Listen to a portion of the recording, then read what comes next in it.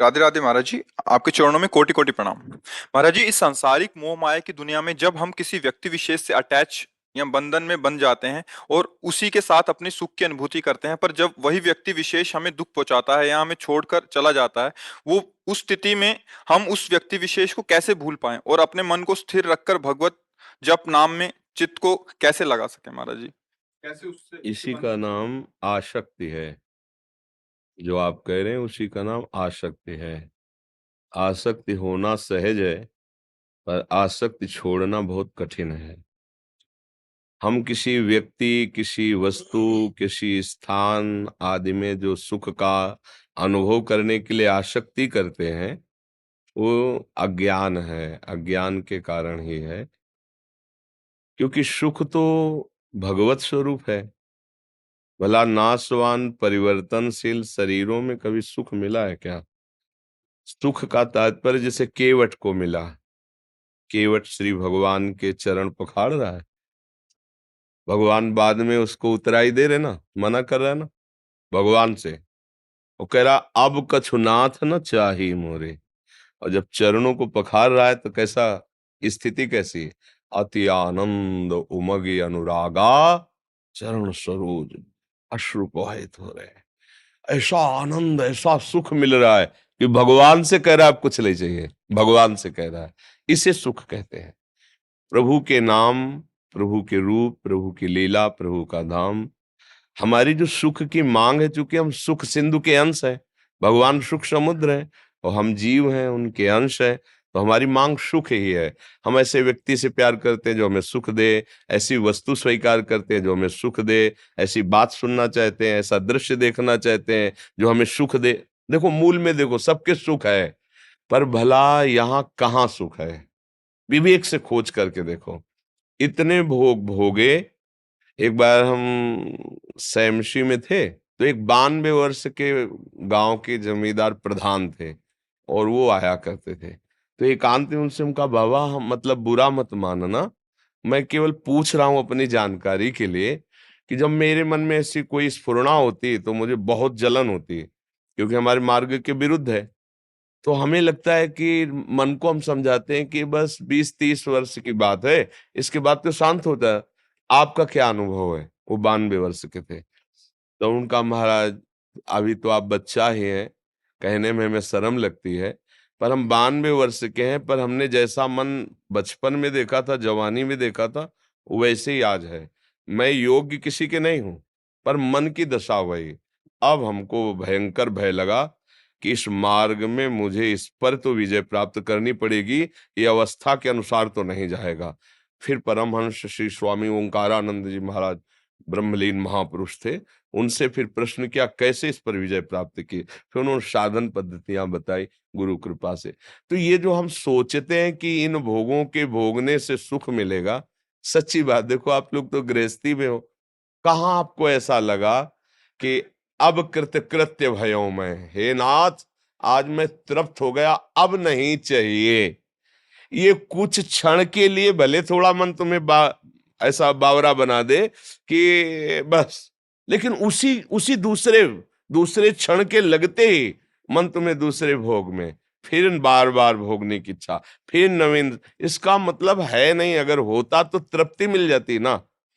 तो हम अगर किसी व्यक्ति से या वस्तु से, आप तो व्यक्ति की बात कर रहे हैं, कितने ऐसे नशेबाज लोग हैं जो कहते हैं मैं ये नशा नहीं छोड़ सकता, इसके बिना मैं जी नहीं सकता। अब आप बताओ, अपना जीवन किसी नशे के अधीन कर देना, किसी व्यक्ति के अधीन कर देना, किसी भोग के अधीन कर देना, ये अज्ञान के कारण ही तो होता है। तो सुख भगवान में है, ये पता नहीं है हमें। हमें लगता है सुख भोगों में है, और भगवान ने इस पूरे संसार को रच के एक पोस्टर लगा दिया, दुखालयम अशाश्वतम। गीता जी में कहा इसमें दुख ही दुख भरा है और अशाश्वतम, यहां कुछ टिकाऊ नहीं है, सब परिवर्तनशील, सब नाशवान। आज तुम्हें कोई प्यार से गले लगाएगा, कल वही तुम्हारी तरफ देखेगा नहीं, जब तुम उसके काबिल नहीं रह जाओगे। या नवम नवम, मन का क्या कार्य, क्या है? नवम नवम। छोड़ो, अब नया, अब नया। सुधार करो, प्रभु का नाम जप करो और प्रभु से प्रार्थना करो। देखो हमारी मांगे क्या है? हमें कोई सुंदर रूप मिले, सुंदर रूप, टिकाऊ होना चाहिए, और मेरा वो मित्र हो ऐसा जो मेरे लिए प्यार करे, केवल मेरे लिए प्यार करे, और मैं कभी उससे बिछड़ूं ना, और वो सदैव मुझे सुख देता रहे। ये सबके मन में है, सबके मन में है। पर सही दिशा ना होने के कारण हम उसे धन मान लेते हैं, हम उसे पुरुष मान लेते हैं, हम उसे स्त्री मान लेते हैं, वस्तु मान लेते हैं। ये सारी की सारी बातें भगवान में है। उनका रूप अविनाशी, और एक बार जिसे भगवान स्वीकार कर लेते हैं उसे कभी छोड़ते नहीं, और भगवान सुख देते हैं, उनको कुछ चाहिए नहीं। तुम्ही को तो सब कुछ दिया है उन्होंने, तुम्हारा क्या चाहिए? तुमको तो दिया है उन्होंने। तो दियम वस्तु गोविंदम तुभ्यमेव समर्पय, बस इतनी बात है। अगर आप संसार के किसी व्यक्ति वस्तु स्थान में भगवत भाव कर ले, फिर आपको आसक्ति नहीं होगी, क्योंकि आपने पहले ही भाव कर लिया था कि प्रभु मेरे इस रूप में है। तो वो रूप बदल जाएगा, लेकिन प्रभु तो आपके रहेंगे ना, वो संभाल लेंगे। हम लोग प्रभु भावना करके जो वस्तु व्यक्ति में फंस जाते हैं, तो वही फिर हमारे आगे जन्म का कारण होता है। अगर हम स्त्री रूप में फंस गए तो अगला जन्म स्त्री का, पुरुष रूप में फंस गए तो पुरुष, हिरन में फंस गए तो अगला जन्म हिरन का हुआ ना। तो इसलिए हमें सावधान रहना चाहिए। पहली बात यह है कि मेरा कोई नहीं है, पक्का नहीं है।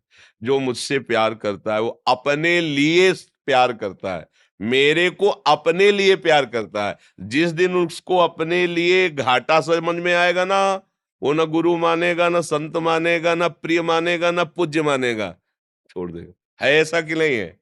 फिर सांसारिक संबंधों की तो बात जाने दो। तो इसलिए जिन्हें स्वीकार करने पर कभी आज तक किसी को घाटा नहीं हुआ, वो है श्री भगवान, श्री किशोरी किशोर जी, लाडली लाल। अब मान जाओ, जब आपको पता चल गया है कि सब स्वार्थ का स्वरूप है, तो उसके लिए मत रो। अब ऐसे वर को क्या वरु जो जन्म में मर जाए, ऐसा वर वरु जो चूड़ लो अमर हो जाए। वो है श्री गिरधर गोपाल जी, वो श्री कृष्णचंद्र। मीरा जी कह रहे, मेरा तो चूड़ला अमर है, मेरा सुहाग तो श्री कृष्ण है, कोई फर्क नहीं है। इसलिए भाई, हमारे पास प्रश्न का उत्तर यही है कि नाम जप करो, अपनी गलती को सुधार करो। हम गलती में फंसते चले जाते हैं, और कोई मुझे प्यार नहीं करता। जिसको अपने सुख की गुंजाइश दिखाई देती है वही मुझे प्यार के जाल में फंसाता है। प्यार नहीं करता, जाल में फंसाता है। हम कई बार सत्संग में कहा है, हम छोटे थे तो बड़ी बहन के यहाँ गए, छुट्टियों में जैसे जाया जाता है ना, तो वो हमको लेके अपनी नंद के यहाँ गई, वहां ब्याह। तो वहां जब गए तो बड़ा मकान बना हुआ था, बढ़िया अच्छा। तो हम तो बच्चे ही थे, तो उसके जो पति थे वो एक कमरे में, सड़े से कमरे में पड़े थे। तो ऐसे ऐसे बुलाया, नजदीक गए। अब भगवान को हमको शिक्षा देनी थी, इसीलिए हमें सुना नहीं, हम बच्चे थे, हम कुछ कर भी नहीं सकते थे। उनका बच्चा अपनी पत्नी को संकेत, ये बहुत दुष्ट है। हमारी टाकीज के सामने दुकान थी, चाय समोसा ये सब चीजों की, मसाला पान की बहुत बिक, उसी के बल से हमने कई खंड का ये मकान खड़ा किया। जब हम आते थे जूता उतारती थी, क्या क्या हमारा स्वागत करती थी। मुझे लकवा मार गया। अब मैं किसी काम का नहीं रह गया, कई वर्ष से पड़ा हूँ। ये 2 रोटी 24 घंटे में देती है, मैं भूख से व्याकुल होता तो कहती बहुत भोजन खाओगे, बार-बार शौच करोगे, कौन फेंकेगा? मेरे सामने ये गंदी बातें करती है। मतलब दृश्य बोध, अब पड़ा है, उठ सकता नहीं। मेरे को किसी से मिलने नहीं देती, किसी को आने नहीं देती। क्या करूँ? उस समय मुझे कुछ, खेल-खेल में हम चल दिए। लेकिन जब हम बाबा जी बने, चिंता की अये वो बात आई कि यार संसार का इतना, वो बढ़िया उदाहरण लगा कि जब वो बलवान था, कमा रहा था, तो आते ही जूते-मोजे उतारे जाते थे, और जब वो लकवा मार गया, तो उसी के सामने उसके प्यार की धज्जियाँ उड़ाई जाती है, और उसको भरपेट भोजन उसी की कमाई का उसको नहीं। ये संसार है। अपने सुख के लिए सारी बातें हैं, ऐसे ही सबका संबंध समझ लो। जिस दिन अपना सुख, हम एक जगह थे, तो एक वृद्धा महिला आई, अपने पति के लिए कह रही थी, महाराज भगवान से मनाओ कि उनको उठा लें। तो उनका उठा लें का मतलब क्या, गिर पड़े हैं? बोले नहीं, वो पड़े पड़े हगते रहते, बड़ी दुर्गति प्राप्त करे, उठा लें। तो हम कहा, तो लड़का है, बहू है, तुम है, सफाई करो, उनकी सेवा करो। बोले अब सब नहीं होता, बस आप इतनी कृपा करो, भगवान उठा ले। ये है संसार, ये है संसार। उसके काम के नहीं रहे तो भगवान उठा ले, काम के हो तो आए भगवान, कितने निर्दयी, तुमने क्यों ले लिया? ये संसार का स्वरूप है। तो आप समझो, थोड़ा विवेक को जागृत करो, मोह का नाश होगा। होए विवेक मोह भ्रम भागा, तभी भगवान से प्यार होगा, तभी तुम्हें विश्राम मिलेगा। ये भाग दौड़ तभी शांत होगी जब तुम्हारे प्यारे भगवान हो जाएंगे। महालक्ष्मी पति हैं, क्या चाहिए, रूपवान है, सर्व सामर्थ्यशाली है। देखो सूर्य किसने बनाया, कितने पूरे ब्रह्मांडों को प्रकाश दे रहे हैं। ये सब चिटिर-पिटिर रात्रि में थोड़ा प्रकाश दे, देखो सूर्य कितने ब्रह्मांड को प्रकाश दे, कहीं भी चले जाओ, है सूर्य, चंद्र का प्रकाश, सब ऑक्सीजन, सब जल, भोजन, शरीर, कितनी सुंदर है ना, कोई रचना करने वाला महान ईश्वर। हम उसको अपना क्यों ना माने, अपना प्रीतम मान लेना।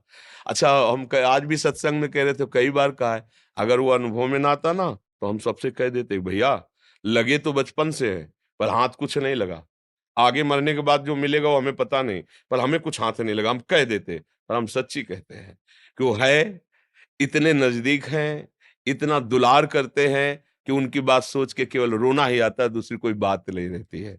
इसलिए उन्हीं से प्यार किया जाए, जो वास्तविक प्यार का निर्वाह करना जानते हैं, संसार प्यार का निर्वाह करना नहीं जानता है।